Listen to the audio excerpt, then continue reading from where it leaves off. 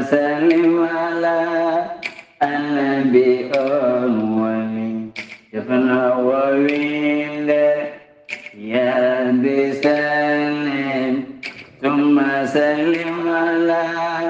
النبي أموالي يفنى وويل musidɓe tedduɓe hettiyankoɓe ayawo weltare tv weltare ɓiɓɓe fulɓe andu diine maɗa fedde heblo sukaɓe afrique so daneri filtima ɓaleri buuɗalirumede fere feeñayi windere fen jeyɓatake bindaɗo nasande nogase tati mboy hitande ujunnaji ɗiɗi e nogase tati ɓatakuji men fati koye tarihaji annabaɓe en jetti joomi men tagɗo en konnuɗen hakkude jeeri e waalo o wi kam tan yen ndewɗum en juule annabi men tedduɗo cuɓaɗo korsuɗo korsinaɗo e ɓerɗe men mo jamiɗen yen juule kala saaha en duwanima jinnaɓe men jeyɓe sababu godangal men e oɗo henna duniya wurɓe ɓe e mayɓe ɓe kala yo en duwanoɓe nde tawno jinnaɗo weeɓani en jaari en duwanima sernaɓe men andinɓe en oɗo henna diine l'islam mo ñaƴirten musidɓe tedduɓe hettotoɓe yewtere buuɗalirumede en ñaguinoma jomiraɗo yo rokkumen tawtorede korka hikka alhamdulillah en tawtorama daroɗe yo en tawtore mayirɗe ha e lebbi garoji e kitale kala tawiɗen celliɗen kiseɗen ɓeyde diine alhamdulillah korkaro wane en garinɗo hen eɗen garde musidɗo meɗen Khalid Abdoullahi Sy yewtere tarihaji annabaɓe hande ko goo lewru korka en garti kadi jokkude jewte meɗen so haaji jomiraɗo jewte men hande mbaɗen ɗum koye dow inde teddugal Abdourahmani Ka woni gardiɗo société suudu men SAS kame joom suudu muɗuma sohna Hadja Hawa Ka e dendagal bandiraɓe hettotoɓe jewte men kala nde tawno so en mbi yettotoɓe kala ko fulɓe en sarahulleɓe bamarankoɓe jolfuɓe e serraɓe leƴƴi goɗɗi kala nanoɓe fulfulde ne ketto en jamma e ñalawma wona fulɓe tan keɗoto en haade men yettade musidɗo meɗen ceerno Khalid Abdoullahi Sy eɗen garta seeɗa e musidɗo men docteur Djiby Sow mo ganduɗa ko safriyanke ngana bittowo leɗɗe kumpitiɗo ñabbuji cuuɗotoɗe nder ɓalli baɗɗo wittoji mum to leydi Mali ha e leyɗele goɗɗe kala mo jomiraɗo rokki sellinde oɗo saaha mo gonɗen on docteur Djiby Sow taweteɗo to Kidira ɓoyata maya toon to gendi Mauritanie ha to Nouakchott ɗo tawete pharmacie makko ene ɗon miñi ko biteɗo Makiban kala jokkodirɗe on ko hoolare mawde woni ɗon docteur Djiby Sow ko cafrowo safrata ko fibron eɗen gandi fibron rewɓe heɓen oppiro ɗum hande kanko wo tunnete omo safa kiste wonata koye nder reedu wayno ɓiɗɗo woni toon ni omo safra neem omo safra paali duumiɗi e neɗɗo ɗojjo duumigo e morid gonɗo nder e jalto bowal kala estomac asma neɗɗo joguiɗo diabète joguiɗo tension joguiɗo koyɗe musoje keeceji musoje ɗojjo duumigo hoore musore caɗele ɓesgu joguiɗo caɗele gorago jawɗo yitade hoore mum foof docteur Djiby Sow ene safra docteur Djiby Sow ɓoyata ma yato Mauritanie kono hande omo tawi to Kidira sa yiiɗi jokkodirde oɗo docteur Djiby Sow mbatta ko 77 244 92 81 walla mbaɗa numéro makko leydi Mali 00 223 70 85 72 47 nden tonggode woni WhatsApp docteur Djiby Sow ala no mbatten musidɓe tedduɓe so wona bismoɗen musidɗo meɗen ceerno Khalid Abdoullahi Sy artana min e tarihaji annabaɓe ceerno Khalid Abdoullahi Sy min calmini min juurimama min beltanimama kadi min beltima kadi yiidema ɗo henna min beltima kadi bismade amen ɗo henna Allah hokki en rawane wadde yewtere yuɓɓude hikka kadi en gatte ndiɗo mbaadi ɗum noon ceerno Khalidou bisimilla maɗa. ala e annabi mo Allah jonno sowona yasin worodo windere.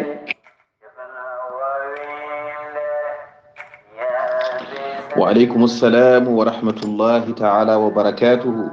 سار عبد الله سار من سلمة ماما سيد سار. الحمد لله رب العالمين. إن جتي الله نفي الله مجد كيو مجد جيابي مم o moƴƴani en e nder moƴƴereji makko o ɗacci en o ɗaldi en pofali men sahade duwiɗen korka rawane yo Allah hokki en hawrude e korka mo wuuri. Allah kadi hokki en hawrude e korka mo wuuri.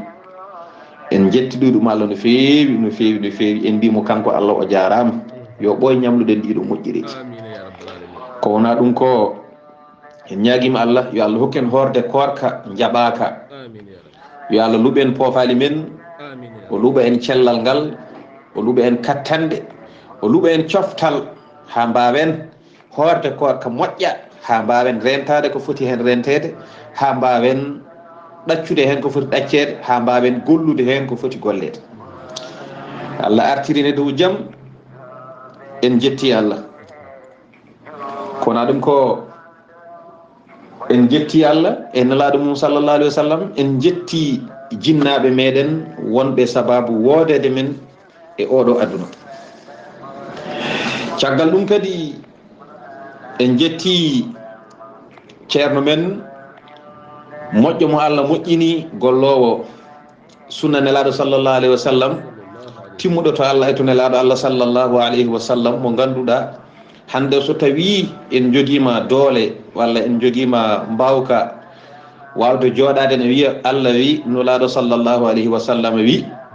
ko kanko caggal Allah e nulaɗo mum e jinnaɓe gorko e nder worɓe ɓayde ko innitortoɓe worɓe Allah walla innirteɓe worɓe Allah alhamdulillahi rabbil alamin koye mabɓe o jeeya seydi mbayi o wiyete ko alhajji ceerno mahmoudou belli mbayi to soringo en calminimo en ñaguima Allah nde Allah jundata gurdam makko Allah moƴƴina battaɓe makko kadi Allah hokkamo rontinde o rontini ni guila mo wuuri kono yo juut alhamdulillah en mbimo seydi mbayi en calminimo ɗo galle makko ɗo ɗo ganduɗa ɗo jooɗi ɗo almuɓene cati ɓene jangga qur'anul karim ɓene jangga shariatul islam ɓene jangga lugha ɓene jangga nahwu ɓene jangga gasata en ñaguima Allah yo Allah renmo Allah junna gurdam makko nde won noon ko nafoore mere mere kono en calmini dendagal weltare ɓiɓɓe fulɓe e andu diine ma hay goto en goppani en ñaguima yaafuya en jaafima en calmini jinnaɗo men moƴƴo mo Allah moƴƴini mo Allah waddi en ɗo kadi ne wiya Haruna Abou Ndiaye nde wonnon Allah subhanahu wa ta'ala wonko ene tinni sababu man lam yashkuri sabab lam yashkurullah en calminimo kanko e galle makko foof en calmini jinnaɗo men mo Allah kadi hoddini en ɗo henna korsinɗo en ene wiye Nene Hawa Pendu ene yette Diop moƴƴo mo Allah moƴƴini kañum ne balluɗo bangeji foof en calmini wuuro men wiyetengo Senji de Vosges en calmini foof alhamdulillah en jetti Allah Allah artirine dow jaam Allah artirine dow jaam en jetti Allah Seydi Sar en calmini dendagal namdotoɗo yewtere nde namdotoɗo en calminowo en taw ko to banggue ma to kamɓe foof calminali mabɓe aɗa yettina meeɗa sudde kamɓe fof en calmitimaɓe ko musidɗo moon gueɗo moon Khalidou Abdoulaye Sy Sar Abdoulaye Sar mi artirima konngol holto jiɗɗa nayoroɗen hannde inchallahu taala. est ce que ceerno Abdoulaye Sy min beltima no feewi ɓe calminɗaɓe fof kadi en calminiɓe e dow ɗemgal ma en calminiɓe dow inde pulago ngo kala en calminiɓe dow inde l'islam kala e dow inde umma islamique kala en calmini duuɗe qur'ana ɗe kala duuɗe série ɗe kala duuɗe jangguinoje pular e duuɗe gonɗe e nder rendoji men kala ha e duuɗe gonɗe e nder whatsapp uji kala ha e duuɗe gonɗe e nder nokkuji ɗi kala calminama beltanama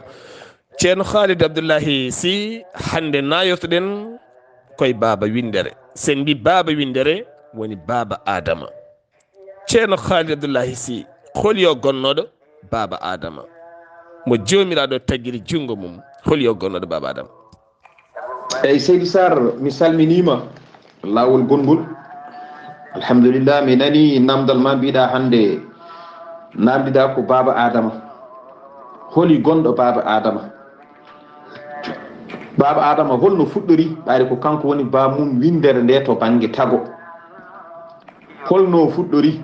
holno tagira ha o woni adama gila tan to fuɗɗa to ha nde o wonoyi adama holno sifoyde e kadi gurdam makko. A jarama Seydi Sarr en beltimo no fewi kono noon wonko taga ko heewi ko adi adama noon ko adama noon namdiɗa kono wonko heewi ko adi tagede adama aha holko adi tagede adama ha heewi ha heewi ha heewi nde Allah muuyi tagde tagoje ɗe o adi tagde fof ko kuɗol biyetegol hoddiro Allah nde o tagi ngol kuɗol gasi o tagi alluwal denangal ngal ganduɗa ko hen o windi hoddiroji gonɗi e aduna ɗi foof kanko Allah subhanahu wa ta'ala. ɗum ɗo adi adama to woɗɗine kay wona seeɗa ko ɗo nde o tagi ɗum ɗo kanko Allah subhanahu wa ta'ala o noddi kuɗol ngol o wingol windu e ngal ɗo alluwal kuɗol ngol wi i jomum holko bindanmi ɗo o wi windu ko jogormi hoddirde ene jogori wonde e aduna he e lahara fof ko jogori wonoyde windu kuɗol ngol ala fof ɗo ngol suwete kuɗol ngol e yamirore Allah ko kangol yaltinta gombude e nder maggol e nder yamirore Allah e ngol winda ko jogori wonoyde hay hande ɗo jooɗiɗen eɗen kaala kaɗo haala ɗo eɗen kuccodiri minema eɗen kalda haala kaɗo ka ganduɗa ne jogori heɗoyede hay ɗum ɗo ngol windi ñana hen ala ko ngol woppi e aduna kala ko jogori wonoyde ngol windi ngol ɗo kuɗol ngol ɗo adi baaba adama caggal ɗum kadi arshi mo nanta o danki kiiɗo adi adama alhaali toɓoji no fuɗɗori ɗum ɗo adi adama alhaali galasuji nantaɗi ɗiɗo gadi adama asman e leydi ɗum ɗo adi adama ko lombi asman e leydi gueɗe kewɗe nan ɗon ɗum ɗo adi adama keneni no tagira ɗum ɗo adi adama fami pecce leydi aduna o foof no darwini mbiya nde ɗo feccere woni ko nokku naggam nde feccere woni ko nokku naggam ɗum ɗo fof feccama guila adama so wataw tagede maaje gadi adama calli gadi adama kaaƴe gadi adama fami ɗum ɗo fof adi adama e kaaɓiseje moftiɗe e leyɗele wona ñawoji ɗum ɗo adi adama fami joni noon ko adama namdiɗa kono ganden wonko adi adama ha heewi joni noon garten e adama kono kadi hade adama tagede won tagore tagonode woni ɗo hade adama arde wona yimɓe kono noon eɓe ɓatti e yimɓe eɓe ɗeɓi nandude e yimɓe kono noon kadi ɓe gona mbaadi gotiri ala Allah tagi fannuji kewɗi yimɓe o addide e aduna he kamɓe gadi wonde ɗo e adama maɓe giri ɗo haɓe laaɓi e on tuma adama ari ɓayde noon ko adama namdiɗa eɗen mbawi memde ndenon tagore seeɗa on sahade gasa gartene e adama jokken golle meɗen so adama gasi hande en moƴƴi so adama gasani hande janggo nden ɗon so Allah jaaɓi mo ƴettuɗen foof nde gasoyi foof e on saaha jokken golle ɗum noon Seydi Sarr mi artirema konngol on saaha kadi gadda namdal gongal inchallahu taala. machallah ceerno Khalid Abdoullahi Sy ɗo hen ko hunde lamde ceerno gardude no mbiɗani hen garaten koye ɗiɗo hen leƴƴi ɗi jomiraɗo tagno ndeɗo tagore adide adama kayre holno nde wano e hol sifa gurdam mabɓe e holno ɓe mbano kamɓe ndeɗo tagore hade men yettade adama. ay Seydi Sarr mi salminima lawol gongol e mbiɗa namdiɗa joni ko tagore nde Allah tagno ko adi adama tagore adinde adama nde ɓenni tan adama ari nde eyyi a jarama nde Allah subhanahu wa ta'ala tagi asmanuji ɗi ɓaade goppi caggal to foggil asman tagaka ɗum kam hankati e goppen toon Allah tagi asmanuji ɗi o tagi leyɗele ɗe e sifa gadiɗo o ƴetti kaaƴe ɗe o feŋi e ndiɗo leydi kanko Allah subhanahu wa ta'ala o sari keneeli ɗum ɗo fof adi adama o tagi ko wiyete poñƴi o tagi diweeje ɗum ɗo fof adi adama e on noon sahaa noon leɗɗe ene ngoodi leɗɗe ɗe fof ngoni e ɓesnude ko ɓesnata ko ene yaha ha yora sama e dow leydi he leɗɗe ne jibina tan ene beddo e dow leydi i ala koccowo ala kutortoɗo ala muccowo ala cagginirawo leggal hay hunde ala ko leɗɗe ɓole on saha ala ko taga ko wawi hutorade hunde e on noon saha no jibinirta ene fawodira ni kadi moƴata sabi moƴu alano e on ɗon saha ko ɗon tan kala ko saami ko ɗon tan wonata yehi noon yehi ha woni duuɓi ɗum heewi e leydi he leydi ndi a natti yiide ndi sibi ko samata e mayri ko on saha leydi ndi wulliti Allah subhanahu wa ta'ala oɗo fiya ko ɗum ɗo teddi no feewi ndi wulliti Allah ndi lorlikini to Allah subhanahu wa ta'ala ay ko samanno e ndin ɗon leydi ko Allah ƴetti ɗum o tagi hen leƴƴi leƴƴi ɗi ganduɗa ko lurodirɗi en waɗi hen leñol ko jinneji ndiyata ko baman jinneji en eyyi wona ɗin noon goni bamum jinneji oɗo saaha goɗɗi ala ɗin ko banggue sibi ɗin haade adama tagede taw hay gotel heddaki e aduna ɗin ɗon hay goto heddaki wadde noon Allah subhanahu wa ta'ala leɗɗe ɗen ɗon camannoɗe ene hen ko e ɗum o tagi ene hen e majji o tagi ɗumen ko e hendu kanko Allah subhanahu wa ta'ala ene hen e tagore nde mbiyanmami ɗo nde o tagiɓe ko e majje on ene hen e tagore he o tagi ɗumen ko e duule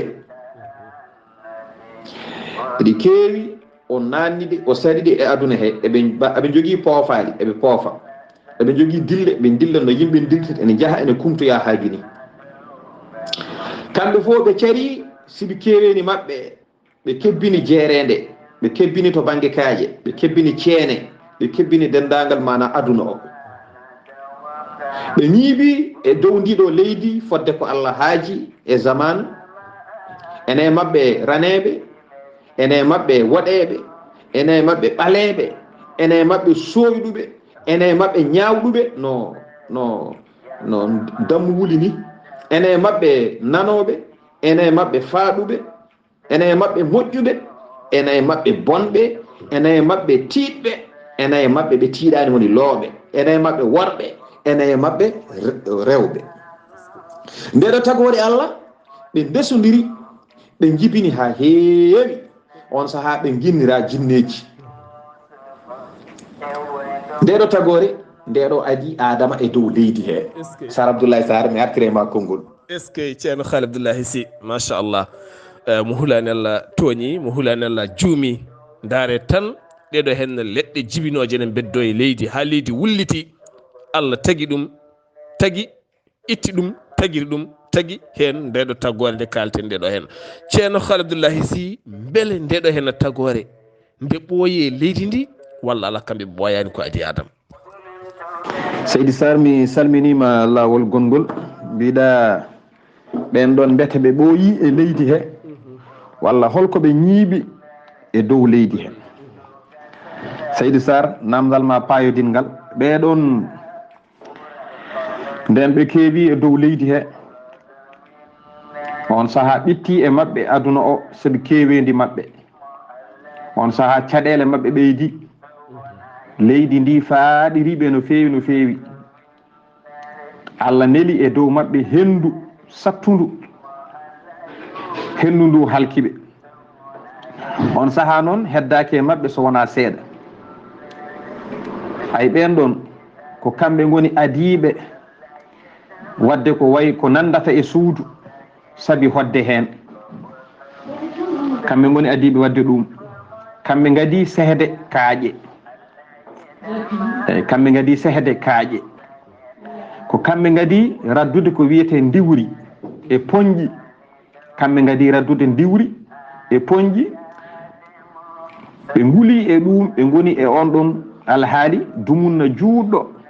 haa yoga e maɓɓe mbewi. yoga e maɓɓe mbewi e dow yoga ɓe natti dañji ni ko ɓe ñaami, ɓe mbatti fiyondirde e ñaamodirde.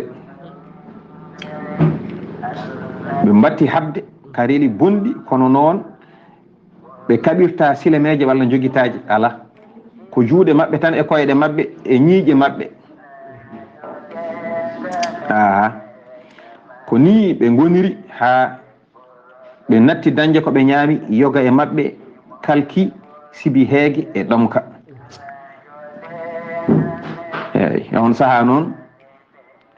Allah yaltini leƴƴi gonɗi e nder maayo. Allah ko kulɓini ɗum no feewi. sa andi no Allah fuɗɗiri oɗo aduna ni ko hunde hulɓinino no feewi.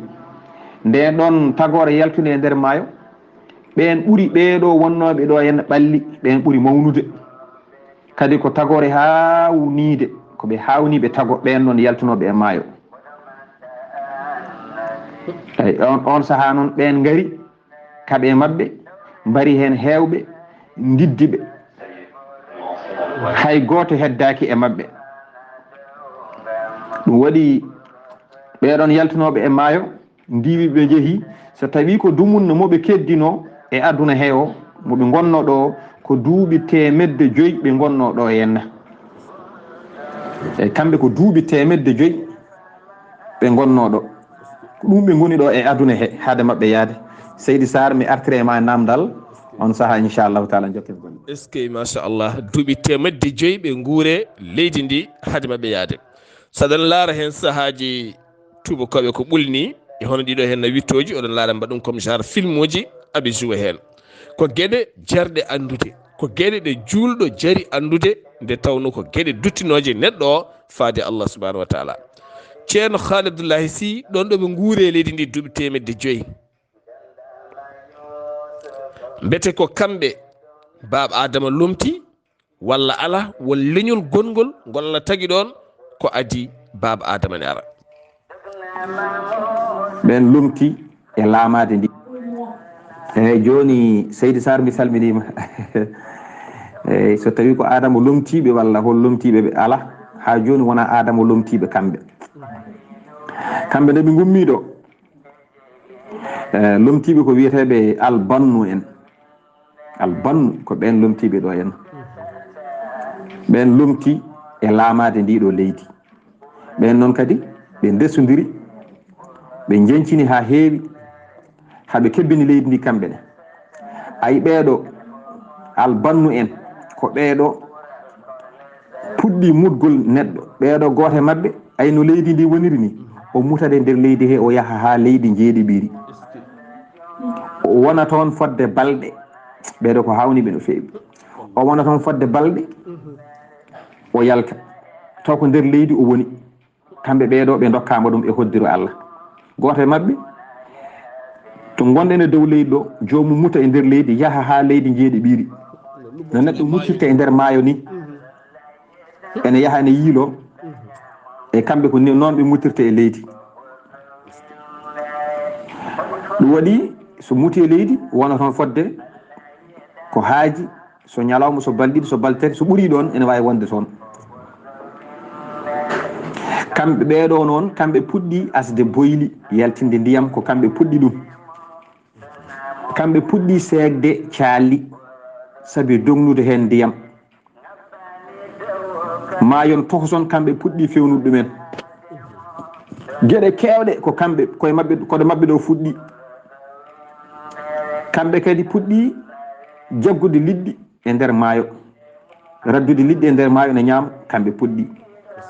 kadi kamɓene ɓe daddino poñƴi e ladde. e on saaha noon koɓe wawɓe ñamde no feewi. caggal ɗum hankkadi noɓe daddirta gueɗe ɗe ni gasi ha laaɓi. poñƴi ɗi e koye mumen batti wullitade Allah subhanahu wa ta'ala sabi no ɓe mbardata ɗumen ni ay ɗo nde poñƴi ɗi e kulle ladde ɗe gulliti Allah ko ɗo henna Allah tagi jannu mo nanata o banul jani en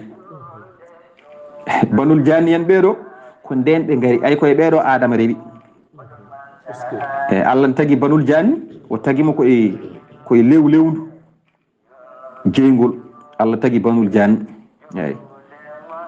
mawɗo o taga ko e lewndu jeygol Allah tagi malaikaji e annore ɓamtide taw noon ko e sifaji lurodirɗe ene e mabɓe kamɓe nanduɓe e bani adama to banggue tago ene e mabɓe koɗoy ko dow asmanuji ene e mabɓe koɗi ko e leydi ndiɗo ene e mabɓe kadi mbakkila ko yo nden bani adama kala neɗɗo malaikaji 10 ene ndenimo to woni ɗo ɗiɗo malaikaji wadde noon nde Allah tagi oɗo banul janni o tagi malaikaji ɗi banul janni mawɗo mabɓe o taga koye lewlewdu jeygol Allah tagi malaikaji ɗi e annore ɓamtide joni noon eɗo ɗiɗo malaikaji ene ndena yimɓe ene mabɓe rondiɓe arshi ɓe koye ɓeɗo jeeya ɓeɗo tagaɓe e annore rondiɓe arshi ɓe koye mabɓe jeeya ene jeeya e mabɓe Jibrilu Mika'ilu Asrafilu Azra'ilu so tawi ko Jibrilu on woni dokkaɗo o on woni kolnaɗo ko wiyete yettinde wahyu fewde e annabaɓe so tawi ko Mika'ilu on henna koye tottude arsukaji so tawi Asrafilu on henna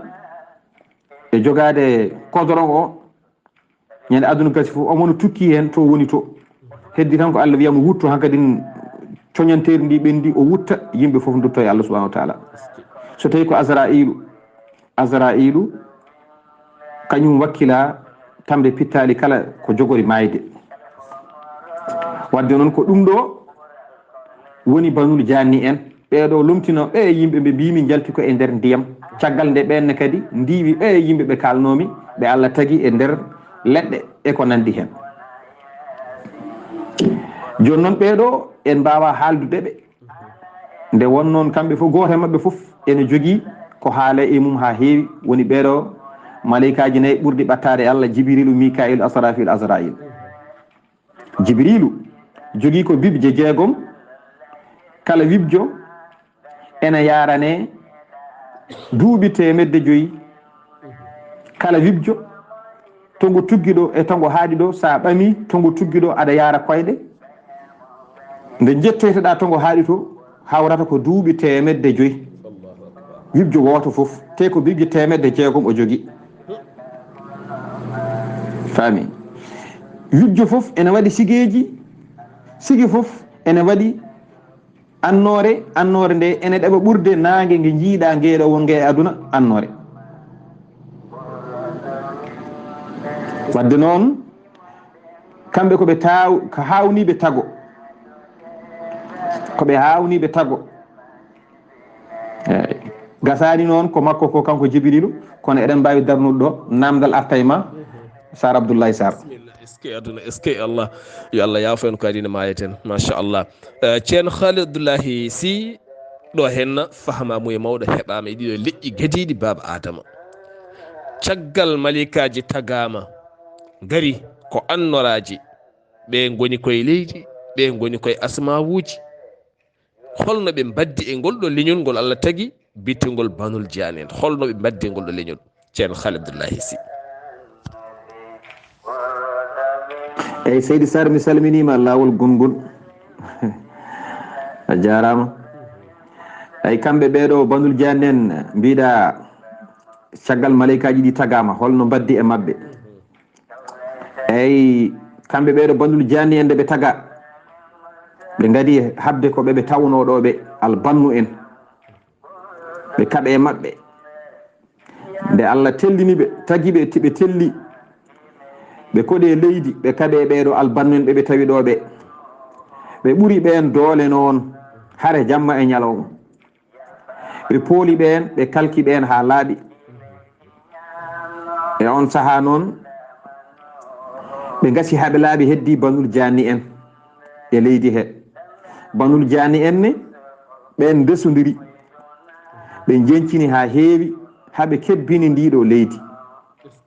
caggal ɗum noon kamɓe banul jani en ɓeɗo haasidagal naati hakkude mabɓe bewre naati hakkude mabɓe faami heewi barodiral dufodiral ƴiiƴe hakkude mabɓe waɗi leydi ndi kadi on saaha leydi ndi wonano hannde ni saaha foof leydi ndi so tawi bonande heewi ndi wullat ndi nodda jomiraɗo ndi wullito ɗum on saaha leydi ndi wulli noddi Allah Allah neli fewde e mabɓe konuuji malaikaji ɗi nelaɓe mabɓe ɓe noon iblisa ene wonde e mabɓe on saaha noon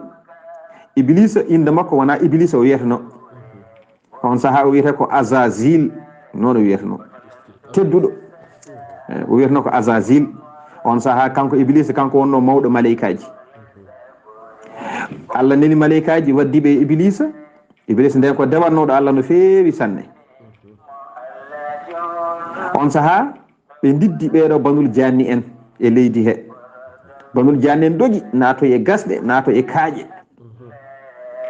on saaha ɓe jeehi haɓe laaɓi cer